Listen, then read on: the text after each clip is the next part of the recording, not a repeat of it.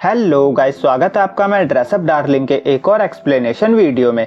Last video में marine और Gojo हानियल के कॉस्ट्यूम के लिए शॉपिंग करने गए थे, पर गोजो को जैसे फैब्रिक की तलाश थी वो उन्हें नहीं मिला था। मरीन ने कहा था वो अपने मैगजीन स्टाइलिस्ट से अच्छी शॉप के बारे में पता करेगी और फिर वो कॉमिकेट जाने के लिए गोजो को लेकर शॉपिंग करने गई थी और उसने उसके लिए जैकेट चूज किया था। अब अगले दिन गोजो कॉस्ट्यूम के प्रॉप्स पे काम कर रहा था। वो पहली बार ग्लू गन का यूज कर रहा था। वो अकीरा को कॉल करता है। वो उसे ग्लू गन के और भी कई सारे यूजेस बताती है, जैसे स्केलेटन और ब्लड वेसल बनाना। फिर वो रिप्स बनाने की बातें करते हैं। अकीरा उसे कुछ मेथड्स बताती है जिससे वो आसानी से उसे बना सके और गोजो उससे हाउरी बनाने की फैब्रिक की बात करता है। वो बताता है उसे जैसा फैब्रिक चाहिए उसे नहीं मिल रहा है। अकीरा कहते हैं वो भी ढूंढने का ट्राई करेगी और अगर उसे किसी और चीज में हेल्प चाहिए तो वो कॉल करे, क्योंकि कॉल पे बात करना आसान होता है। फिर गोजो के ग्रैंपा उसे खाने के लिए बुलाते हैं। गोजो को याद आता है वो खाना बनाना भूल गया था। ग्रैंपा कहते हैं तुम चिंता मत करो, छोटे मोटे काम तो मैं कर ही सकता हूँ। तुम मरीन के लिए कॉस्ट्यूम बना रहे हो ना, अच्छे से बनाओ, बस जब भूख लगे तो याद से खाना खा लेना। और अगर तुम्हें और स्पेस की जरूरत है तो सेकंड फ्लोर पे स्टोरेज रूम है, उसका भी यूज कर लेना। फिर उसे मरीन का कॉल आता है। वो बताती है वो फैब्रिक स्टोर पे है। वो उसे कुछ फैब्रिक दिखाती है पर गोजो को पसंद नहीं आता। वो सॉरी कहता है। मरीन कहती है कोई बात नहीं, मैं दूसरे स्टोर पे जाकर कॉल करूंगी। गोजो सोचता है मुझे पता है मुझे कौन सा फैब्रिक चाहिए, बस मुझे उसका नाम याद नहीं आ रहा है। अब अगले दिन मरीन गोजो के घर पे आई थी और उसने जितने पार्ट्स बना लिए थे मरीन सबको पहनकर ट्राई करती है। वो सब फिट थे। वो कहती है वो फैब्रिक देखने स्टोर जा रही है। गोजो सॉरी कहता है क्योंकि उसकी वजह से उसे इतनी प्रॉब्लम उठानी पड़ रही थी। मरीन कहती है कोई प्रॉब्लम नहीं हो रही और जाने से पहले वो उसे चॉकलेट से भरा हुआ बैग देकर जाती है। फिर गोजो हानियाल के नेल्स पे काम करता है और फिर उसे मरीन का मैसेज आता है वो घर पहुंच गई है। वो अगले दिन दोबारा फैब्रिक स्टोर पे जाएगी। गोजो सोचता है आज भी वो 4 घंटे तक फैब्रिक ढूंढ रही थी पर अभी भी हमें जैसा फैब्रिक चाहिए वैसा नहीं मिला। उसे बार बार मरीन को परेशान करके बुरा फील हो रहा था। वो सोचता है मुझे इरादा करना ही होगा, मैं एक ही फैब्रिक पे अटका नहीं रह सकता। उसे याद आता है टोक्यो शिबा की मांगा का जब अडेप्टेशन हो रहा था तो उसे कितनी हाई स्टैंडर्ड की उम्मीद थी। वो सोचता है मैं खुद की स्टैंडर्ड को भी अचीव नहीं कर पा रहा तो दूसरे की क्या ही करूंगा। वो बाहर जाकर मन शांत करने की सोचता है। उसे स्टोर दिखता है जहाँ पे वही ड्रिंक्स थी जो उसने मरीन के घर पे जागे रहने के लिए यूज करी थी। वो पूरा बैग भर के ड्रिंक्स खरीद लेता है और फिर घर आकर मैंडेट ऑफ हेवन मांगा के सीन्स को याद करता हुआ ड्रिंक्स पीता है और फिर वो लगातार काम करते जाता है। मरीन मैसेज करके बताती है उसके स्टाइलिस्ट ने जितने भी स्टोर के बारे में बताया था वो सारे देख चुकी है पर वो दोबारा उससे पूछेगी तो गोजो को चिंता करने की जरूरत नहीं है। वो उसे तसल्ली देने के लिए कहती है जब हमें किसी चीज की तलाश होती है तभी हमें वो चीज नहीं मिलती। गोजो मन में कहता है प्रॉब्लम ये नहीं है, अब मैं समझ गया हूँ। अगर मेरी जगह मियाको होती तो वो तुरंत कुछ न कुछ सोच लेती क्योंकि उसको एक्सपीरियंस है, और अगर अकीरा होती तो वो भी कुछ न कुछ कर ही लेती क्योंकि उसके पास नॉलेज है। पर मेरे पास कुछ भी नहीं है, मुझे बस हीना डॉल दिखती है, उसके बाहर का मुझे कुछ भी नहीं पता। अब उसे अपने ग्रैंपा की बात समझ आती है कि हीना डॉल्स के बाहर की दुनिया भी बहुत बड़ी है जो उसे देखनी चाहिए। वो कहता है जब आप किसी प्रॉब्लम में फंसे होते हो तो एक्सपीरियंस आपको बचा लेता है और मेरे पास वही नहीं है, इसीलिए मैं कुछ नहीं कर पा रहा हूँ। वो खुद से परेशान हो चुका था।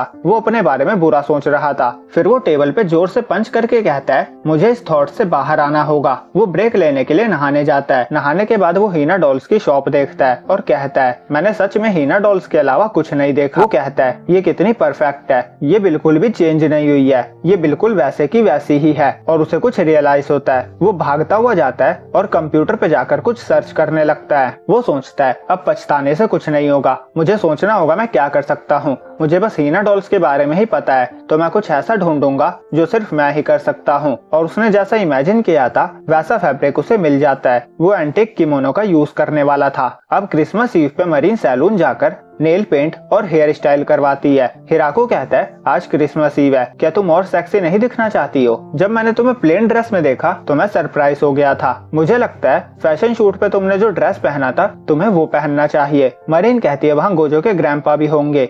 हिराको कहते हैं अच्छा मैं समझ गया। वो कहता है तुम गोजो के घर पे डिनर करने वाली हो? मरीन कहती है हाँ, और उसे फैब्रिक मिल गया है तो शायद हम एंजॉय कर सकते हैं। और पता है क्या, आज मैं डिनर बनाने वाली हूँ। वो हेयर स्टाइल करवा के डिनर बनाने के लिए सामान लेने सुपरमार्केट जाती है। वो अपने आप को मिरर में देखकर खुश हो जाती है क्योंकि उन्होंने उसे बहुत क्यूट बना दिया था। वो डिनर में हैमबर्गर, मीट और एग बनाने का सोचती है पर फिर उसे ध्यान आता है इससे तो उसकी डाइट की ऐसी की तैसी हो जाएगी और ग्रैंपा को भी ये पसंद नहीं आएगा। तो वो कुछ ऐसा बनाने का सोचती है जो उन्हें भी पसंद आए। अब गोजो के घर पे वो पोर्क और हॉट पॉट बनाती है। ग्रैंपा कहते हैं तुमने इतना लग्जरी खाना क्यों बनाया है। मरीन कहती है आज क्रिसमस ईव है। ग्रैंपा कहते हैं वो ये सब सेलिब्रेट नहीं करते। मरीन की एक्साइटमेंट खत्म हो जाती है क्योंकि आज का दिन भी गोजो के लिए नॉर्मल दिन था। तभी वो देखती है गोजो खोया खोया था। वो कहते तुम खाना खा रहे हो, तुम सुन भी रहे हो। गोजो कहता है मैंने रिब्स को पेंट किया पर फिर भी मुझे सही रिजल्ट नहीं मिला, उसे और ज्यादा वाइट होना चाहिए था। मरीन कहती है पहले खाना खा लो नहीं तो तुम थक जाओगे।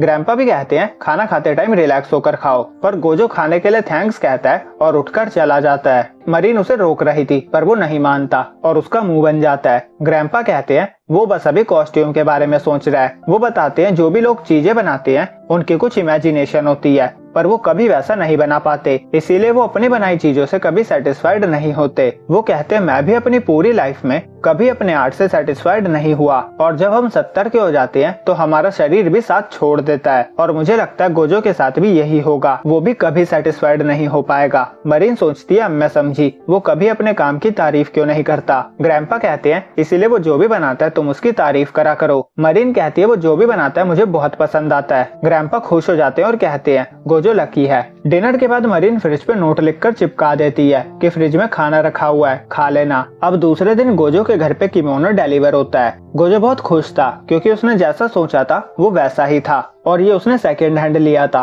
क्योंकि नए कपड़े में उसे वैसा टेक्सचर नहीं मिल पाता। उसने जिस लेडी से खरीदा था वो उसकी ग्रैंड मदर का था। गोजो ने उसे कॉस्ट्यूम बनाने में यूज करने की परमिशन भी मांग ली थी और लड़की ने खुशी से हाँ कर दिया था। उसका कहना था वैसे भी ये अलमारी में लॉक रहती है तो अगर किसी के काम आ जाएगी तो अच्छा ही होगा, और उसने किमोनो के साथ कुछ एक्सेसरीज भी भेजी थी। गोजो सोचता है जरूर उसने मुझे लड़की समझ लिया होगा पर कोई बात नहीं। वो बॉक्स में चेक करता है, सारी एक्सेसरीज लड़कियों की ही थी, बैग से लेकर सैंडल तक, और उसमें एक व्हाइट ओबी था जो उसे बहुत ब्यूटीफुल लगता है और वो किमोनो के साथ मैचिंग भी था। वो सोचता है ये ब्लैक कलर के साथ बहुत अच्छा लगेगा। वो हानियाल के कोट सेट को देखता है और सोचता है मुझे हो क्या रहा है, ये मेरे बिलीव के अगेंस्ट क्यों जा रहा है, शायद मैं थक गया हूँ इसीलिए मैं सही से सोच नहीं पा रहा हूँ। तभी हानियाल की इमेज उसके माइंड में आती है और वो सोबी का यूज करके दोबारा से कोट सेट बनाने का डिसाइड करता है। अब 3 से 4 दिन बाद वो अपने रूम में जा रहा था। उसकी हालत बहुत ज्यादा खराब हो चुकी थी, उसे सब कुछ ब्लर दिख रहा था, उसे बैक पेन और हेडेक भी हो रहा था।